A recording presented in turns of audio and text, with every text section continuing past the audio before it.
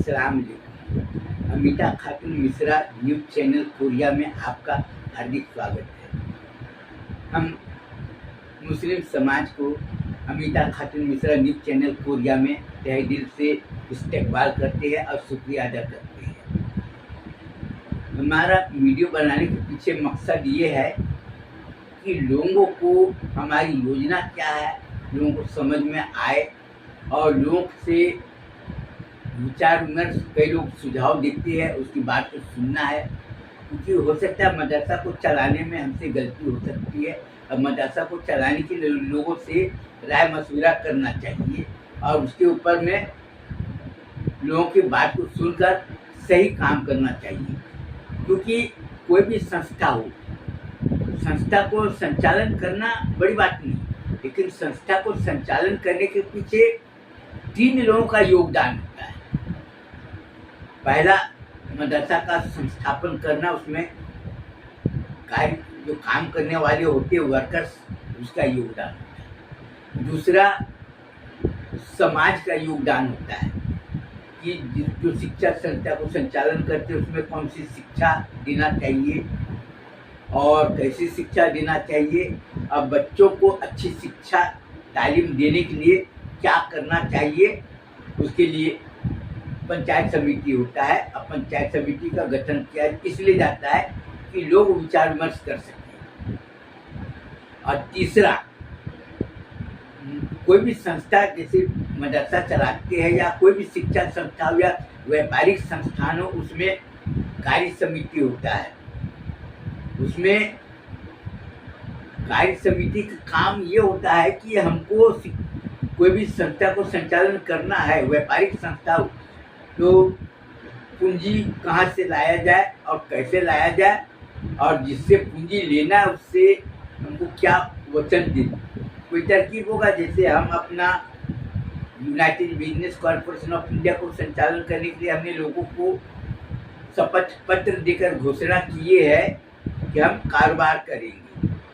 कारोबार काय को करेंगे, उसमें नमक, साबुन, हल्दी, मिर्च, धनिया, वाची पाउडर, चाय पत्ती, शक्कर, दाल, ये सब बेचेंगे और दरी, लुंगी, चादर ये भी बेचेंगे, तौलिया भी बेचेंगे। यानी जो व्यापार वैध तरीके से किया जाता है। अब व्यापार तो लोग दारू बेचने का भी काम करते, सट्टे का भी काम करते, लेकिन जो वैध है, जो हमारे इस्लाम में जो जायज़ है कारोबार करना, हलाल कारोबार करना है, वो करना है। और जितना मुनाफा होगा साल में, जो 50% मुनाफा मदरसे में दी, ये निवेशकर्ता को, इन्वेस्टर को ये हमने शपथ पत्र देकर घोषणा की है, जिससे कि वो बाद में ये ना कहे कि हमको इतना पैसा मिलना चाहिए। और 40% इन्वेस्टर को जो पूंजी लगाए उसको देगी, 10% अपना कारोबार को लगाएंगे। और हजरत आमिना इस्लामिया मदरसा को संचालन करने के लिए जो कंपनी का संचालक मंडल है, क्योंकि इसमें कमेटी नहीं है, हजरत आमिना इस्लामिया मदरसा किसका है? कंपनी का। कंपनी में जो पूंजी लगाया है, जो इन्वेस्टर है, जो शेयर होल्डर है, वो सब मालक होता है।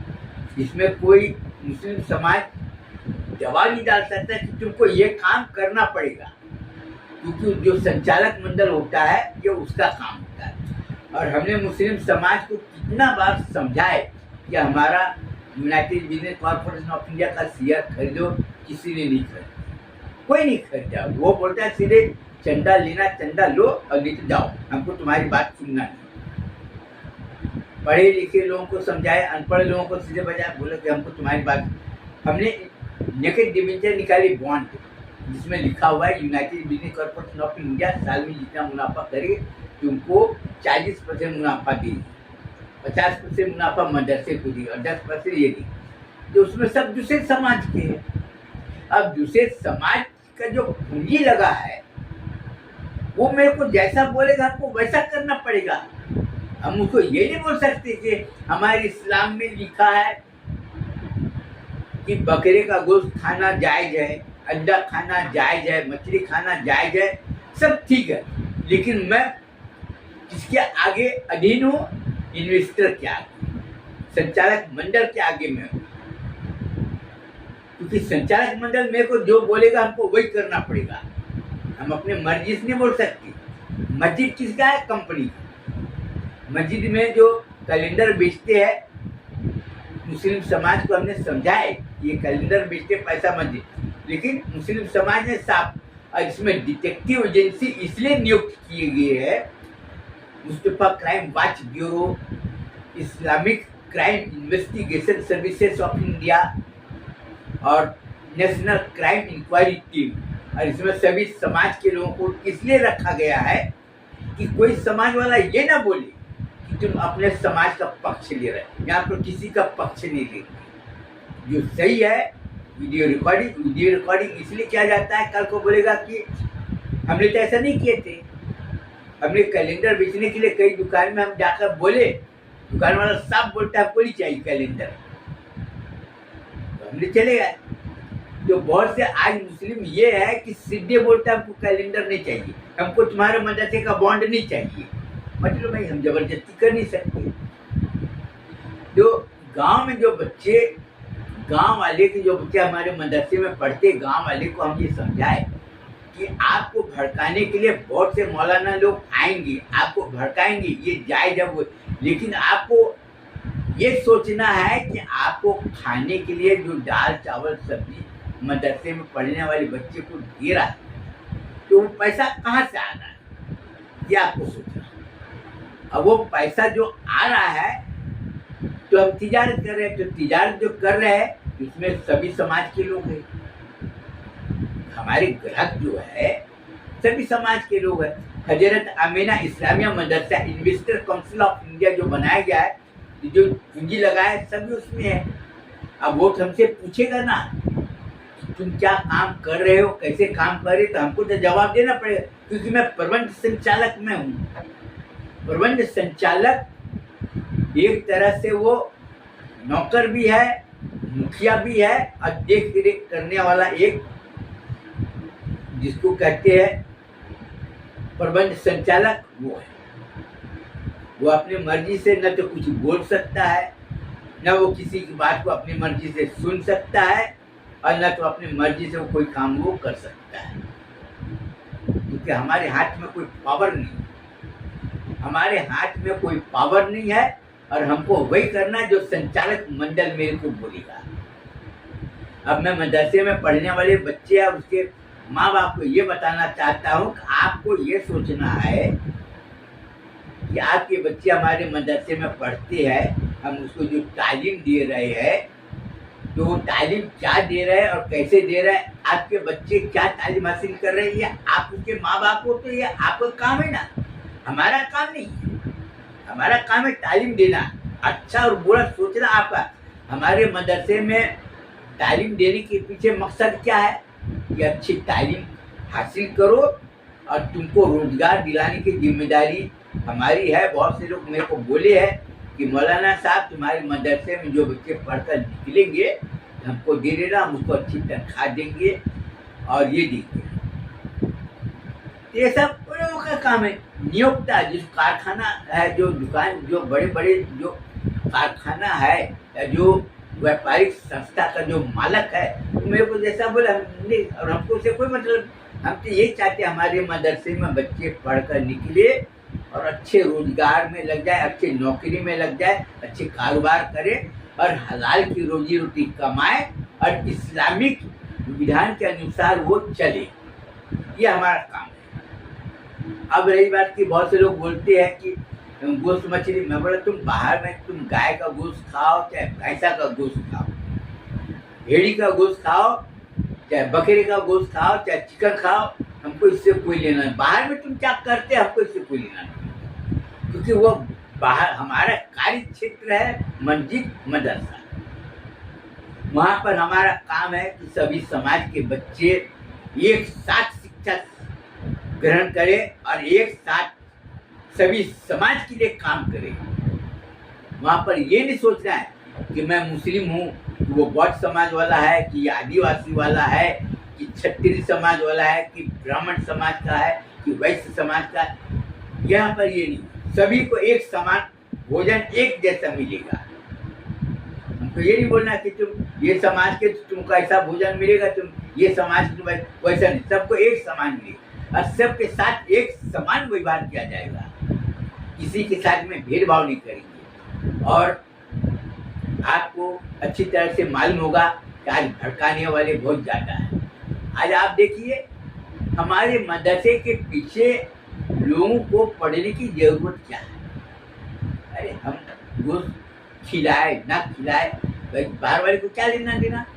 आपको ये सोचना है कि मुसलमान लोग बोलते ना कि कुरान शरीफ में हमारा ईमान है, बोलते ना नारे तकबीर अल्लाह अकबर, बोलते ना गौस का दामन नहीं छोड़ेंगे, बोलते ना या रसूलुल्लाह, बोलते ना नबी हमारी जान है, नबी हमारी शान है और नबी का हुक्म हमारी पहचान है, सब लोग बोलते ना। आप अपने से सोचो नबी का हुक्म क्या है? एक दूसरे को मदद करना। मदद कैसी करना? अगर वो कमजोर है तो तुम उसको इमदाद करो, लेकिन अगर वो ताकतवर जवान लड़का है तो तुम उसको कारोबार करने के लिए 10-20 हज़ार रुपये उसको दे दो, जिससे कि किसी के आगे हाथ ना फैलाए और वो मेहनत करे, और उसको बोलो कि हमारा पैसा वापस देना। अगर बोलेगा हम छोड़ देंगे तब तो वो बोलेगा छोड़ो ताओ, ये आदत बन जाएगी। क्या आदत बन जाएगी? अरे बोल देंगे, खाएंगे पिएंगे, कारोबार घाटा होगा, फिर दूसरे के बाद खड़े हो जाएंगे, भाई हमने कारोबार किया, घाटा हुआ तो घाटा कैसे हुआ ये छानबीन करेंगे। भाई घाटा अगर हुआ तो कोई बात नहीं ना, चलेगा, लेकिन घाटा अगर हुआ तो कैसे हुआ? अगर इसकी जानकारी नहीं करेगी, इससे बोलेंगे तुम कारोबार कर, वो तो बहाना कर देगा कि हमारे कारोबार में घाटा होगा, ये सामान में आग लग गया, टूट गया, ये हो गया, वो बहुत तरह के बहाना। और इससे क्या होगा? अपने कौम को लोग धोखा देंगे। इससे नहीं, अपने को इसलिए डिटेक्टिव एजेंसी बनाया गया है तो हर चीज़ के वो छानबीन करें। अभी देखो मदरसे में बच्चे पढ़ते हैं ना, अभी कितने अच्छे हैं। तबलीगी जमात वाले मेरे को शैतान इब्लीस बोलते थे, अभी वो डर से जो रिपोर्टिंग जो दिया है, हमारी सुन्नी जमात का अलग है, तबलीगी जमात का अलग है। तबलीगी जमात में जो 40 ब्रांच है, अलग अलग डिवीजन बने हुए, 9,500 बच्चे पढ़ रहे। अभी सब में घबराहट ये फैली हुई है कि अगर हम उसके खिलाफ में अगर हम उंगली उठाएंगे तो क्या होगा? ब्राह्मण समाज उसके तरफ में, क्षत्रिय समाज उसके समझ में, वैश्य समाज उसकी तरफ से बोलने वाले। अब बहुत से बौद्ध भी समाज के लोग हैं और आदिवासी समाज के लोग हैं, अब वो भी पैसे में बिकने को तैयार नहीं। वो भी साफ बोल रहा है कि जो तबलीगी जमात के जो मुस्लिम समाज 9,500 बच्चे पढ़ रहे हैं, अब से एक ही सवाल पूछा जाएगा कि तुम्हारे 9,500 बच्चे पढ़ रहे हैं, किसी के साथ में बेईमानी किए क्या? नहीं। किसी को धोखा दिए क्या? नहीं। तुम्हारे मुस्लिम समाज की जो लड़कियां हैं उसका चरित्र हनन हुआ है क्या? नहीं।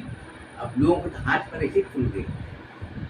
अगर किसी ने उंगली उठाया तो उसकी हालत वैसी हो गई जैसे सांप के मुंह में छछूंदर, न तो उगलती बनेगा न तो निगलती बनेगा। इसलिए डर से कोई छेड़ नहीं रहा है मेरे, और छेड़ने की किसी की अब हिम्मत नहीं पड़ रही। क्यों? क्योंकि हमने इस्लामी विधान को रखा है। गौसिया लोक पंचायत सभा हमने बनाया है, गौसिया असेंबली हाउस बनाया है, सबका काम है फीस देना। अभी मुस्लिम समाज का पोल पट्टी धीरे धीरे सब खुल गई। भाई डिटेक्टिव एजेंसी वाले को पैसा मिलता है कि तुम फाल्ट पकड़ोगे तुमको इतना पैसा मिलेगा। अब फाल्ट जो पकड़ रहा है, जो रिपोर्ट जो दे रहा है असेंबली हाउस में, गौसिया पंचायत समिति को जो सौंप रहा है, और हमारे तरफ से जो supreme council of Husaini law, ये क्या है? इस्लामी विधान का ये संरक्षक है। इस्लामी विधान उसी के माध्यम से बनाया जाता है। लोगों से पूछता है कि भाई हमको इस्लाम के लिए जो काम करना था हमको कैसे, तो लोग पूछते हैं और दूर दूर से लोग पूछते हैं। उसके बाद में उसको आधार बनाया जाता है। अब लोग तो इसमें फंस जाएंगे, भाई किसी के साथ में झूठ बोल लिया तो बताओ। मुस्लिम सुन्नी जमात में जो मुस्लिम समाज के जो बच्चे हैं कितने? 16,500। अब सब लोगों के तो हाथ कांप रहे हैं, क्योंकि जन्म देने वाला भगवान श्री रामचंद्र जी मुस्लिम समाज नहीं है, अब मुस्लिम समाज को हमने तरह तरह के बताया, सबने रिपोर्ट दिए, सब एक ही बात बोलते हैं हमको। और हमारे मदरसे जो बॉन्ड खरीदे हैं सब गरीब तबके के लोग, पढ़े लिखे कोई नहीं खरीदे, पढ़े लिखे लोगों को कोई नहीं खरीदे, वो सिर्फ बोलते हमको नहीं आना तुम्हारी बात। तो ये हमारा काम नहीं, ये आपका काम है अच्छा और बुरा सोचना। मस्जिद तामीरी के बारे में बहुत से लोग हमसे सवाल किए, हमको ये बताओ मस्जिद तामीर करने के लिए पैसा कैसा होना चाहिए? मौलाना लोगों का ही कहना ना, हलाल का कमाई होना चाहिए, मेहनत की कमाई होना चाहिए, जुए का पैसा नहीं चलेगा, शराब का पैसा नहीं चलेगा, किसी का लूट का पैसा नहीं चलेगा, जो धोखा देकर लाया है वो पैसा मस्जिद की तामीर काम में नहीं चलेगा। हमको बताओ ना, जो मस्जिद में नमाज पढ़ने आए, आज जुम्मा में था ना, बहुत से लोग थे ना, सब वीडियो रिकॉर्डिंग हो गया, वीडियो रिकॉर्डिंग हो गया उस सब का, और वो वीडियो रिकॉर्डिंग है वो किसी को पता भी नहीं चला। लेकिन अब उससे ये पूछा जा रहा है कि भाई हलाल की कमाई कौन कौन कर रहा है, आपको ये बताओ। सब क्योंकि हिम्मत नहीं पड़ रही बोलने की। और हम जो मदरसा जो चलाते अपना व्यापार करते 100% जिसको बोलते हलाल की कमाई, और हम मेहनत करते, और उसमें अभी 36 आदमी काम कर रहे हैं, और आने वाला वक्त में सैकड़ों की तादाद में लोगों को रोजगार मिलेगा, क्योंकि अभी हमारे पास में उतना आदमी नहीं कि माल को हम सप्लाई कर सके। तो भड़काने वाला आपको भड़का रहा है, वो आपको सुनना जरूर है, लेकिन आपको खुद अपने दिमाग से सोचना है कि हमको अपने जिंदगी उज्जवल भविष्य बनाने के लिए हमको क्या करना चाहिए। और जिन लोगों ने हमारे बॉन्ड खरीदे उनसे गुजारिश है कि अपना पैसे का भुगतान ले लो। बहुत से लोग बोलते हैं ना कि मौलाना साहब आप काम बहुत बढ़िया किए, हमको पैसा वापस नहीं चाहिए। तो ऐसा नहीं, आप अपना पैसा ले लो, उसके बाद में आप किसी दूसरे को दे देना जो जरूरतमंद हो। अब बहुत से लोग मेरे को कुर्ता पैजामा के लिए बोलते हैं, हमारे बच्चे लोग हमसे बहुत नाराज है, अब बहुएं भी हमसे नाराज है, हमारी बीवी भी मेरे से बहुत नाराज है। अब मेरे से बोल रहे कि आजकल अब तुम भिखारी बन गए कि लोग तुमको कुर्ता पैजामा देते हैं और तुम पहनती हो। तो हमको आपसे हाथ जोड़ के गुजारिश है कि हमको कुर्ता पैजामा नहीं चाहिए।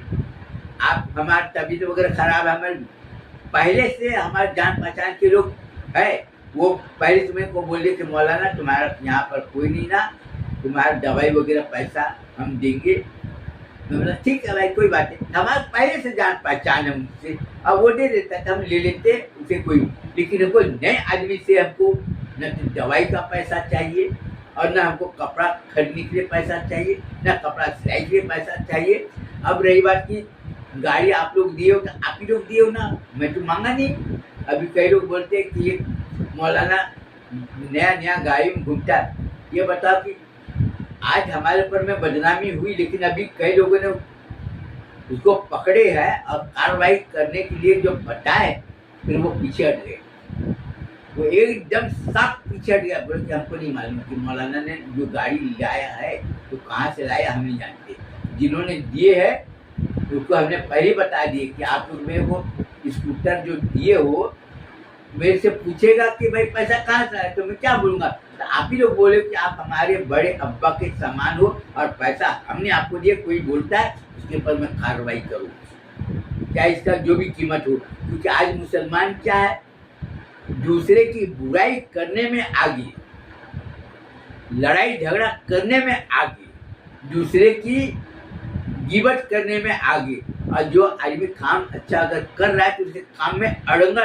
डालने में आगे। आज इसीलिए मुसलमान परेशान है। और हमारी कौम की लड़कियां सिलाई सीख रही है, सिलाई कर रही, बहुत से लोगों को रोजी रोटी मिल गई, तो बहुत से लोगों के कान खड़े हो गए, क्योंकि अब सभी लोगों को, अब गांव वाले को भी अच्छी तरह से आ गए कि उनकी लड़की है, बहू है, मेहनत करके जो कमाई कर रही उसका अलग दिखाए। और ये किसका जाएगा? जिन्होंने पूंजी लगाया उसका नाम होगा ना।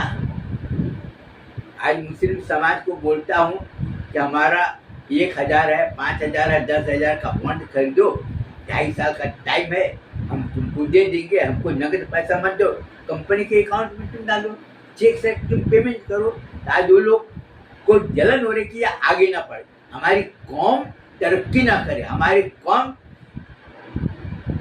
कौम सीना तान के खड़ा ना सके, हमारी कौम की हालत मजबूत ना हो, ये उसकी सोच बनी थी। और आपको मुसलमान के भेष में शैतान को पहचानना। आज बहुत से मौलाना लोगों ने हमारे तरफ से बयान दिए। क्या बयान दिए?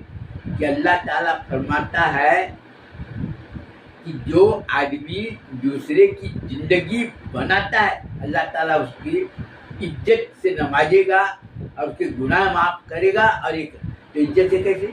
जैसे मान लीजिए आपने किसी को बोले कि 10,000 रुपया दिए, उन्होंने ठेला में सब्जी बेचा, कुछ भी बेचा और आपको 2 साल में पैसा वापस कर दिया, अपने पैर के ऊपर खड़ा हो गया, अपने बीवी बाल बच्चे को हलाल की रोटी कमाई करके खिलाया।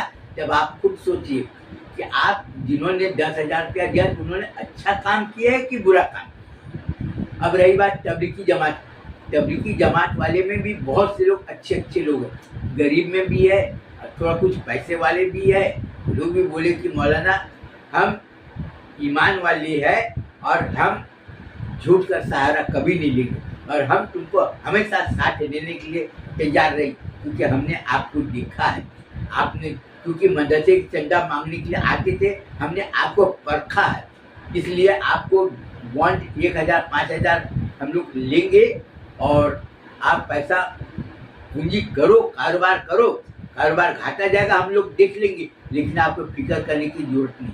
तो मैं उनका भी शुक्रिया अदा करना चाहता, जिन्होंने हमको निस्वार्थ भावना से सहयोग करने के लिए वचन दिए और मेरे को बुलाए, फोन करके बुलाए कि तुम हमारे पास में आओ और 2,000 5,000 जो भी हो हम दे देते, कारोबार आप अपना अच्छी तरह से चलाओ। इसके साथ ही मैं आपका शुक्रिया अदा करना चाहता हूँ। अस्सलाम वालेकुम।